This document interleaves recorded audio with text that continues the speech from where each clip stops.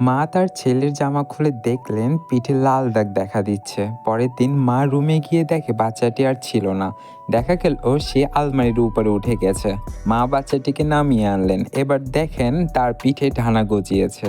মা তাকে সাবধানে তুলে নিলেন। তিনি বাচ্চাটিকে বাথরুমে নিয়ে গেলেন এবং ঢানাগুলোর উপরে রক্ত পরিষ্কার করে দিলেন।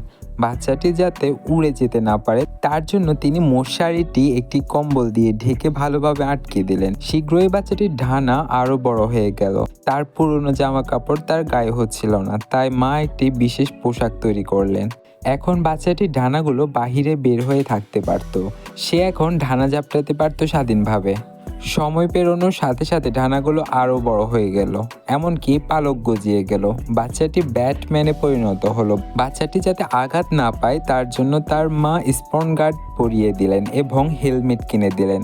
মা ও বোন ছেড়ে দেওয়ার পর বাচ্চাটি মুক্তভাবে উঠতে শুরু করলো।